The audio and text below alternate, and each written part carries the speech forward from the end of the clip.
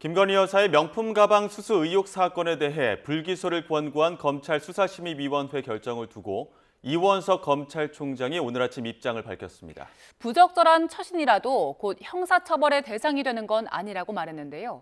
오늘 오후에는 문재인 전 대통령의 가족 특혜 의혹에 대해 검찰이 법원에서 증인 신문을 진행합니다.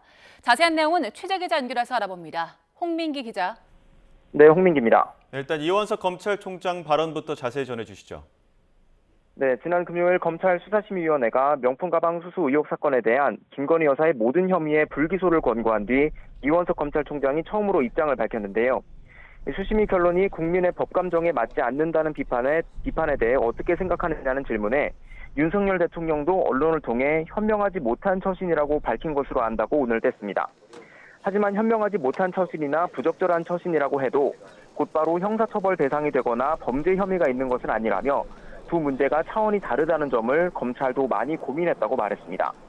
이어 결론이 국민의 기대에 미치지 못했다면 모두 검찰총장인 자신의 지혜가 부족한 탓이라고 덧붙였습니다. 지난 금요일 열린 검찰 수심위에서는 검찰 수사팀과 김 여사 측 변호인은 참석해 의견을 냈지만 가방을 건넨 최재형 목사 측은 참석하지 못해 반쪽짜리 결정이라는 비판도 나왔는데요. 이 총장은 이에 대해서도 누구를 불러서 물어볼지 어떤 자료를 요구할지 정하는 것도 모두 수심위가 결정한 것이라며 외부 전문가들이 낸 의견에 대해서는 존중할 필요가 있다고 생각한다고 말했습니다. 수심위를 폐지해야 한다는 비판에 대해서는 결론이 뜻에 맞지 않는다고 해서 절차를 모두 없앤다면 법치주의에서 미리 정해둔 절차가 의미가 없게 된다며 상대 진영에서 일어난 일이라면 어떻게 반응할 것인지 생각해보고 더는 논란의 소지가 없도록 매듭지어야 한다고 생각한다고 말했습니다. 또 이번 기회에 공직자의 배우자에 대해서도 법령상 미비한 점을 정비할 필요가 있다는 개인적인 생각도 밝혔습니다. 외부 전문가들의 결정을 존중한다면서도 김 여사가 부적절한 처신을 했고 이를 법으로 처벌하기는 어려웠다는 심경을 토로한 것으로 해석되는데요. 검찰은 오는 13일로 예정된 이 총장의 퇴임 직전 명품 가방 수수 의혹 사건에 대해 김 여사에 대해 최종 무혐의 처분을 내릴 것으로 보입니다. 네, 오늘 오후에는 문재인 전 대통령의 가족 특혜 의혹과 관련해서 검찰 증인 신문이 열린다고요? 네, 그렇습니다. 서울 남부지방법원은 오늘 오후 2시부터 전직 청와대 행정관 신모 씨에 대해 공판 전 증인신문을 엽니다.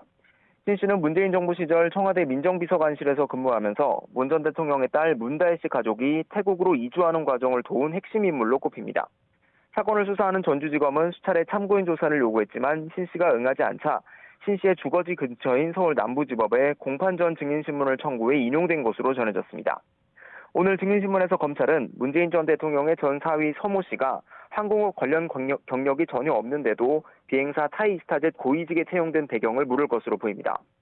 또 다혜 씨 부부의 태국 이주 과정에서 행정 편의를 봐줬는지에 대한 의혹도 확인할 방침입니다.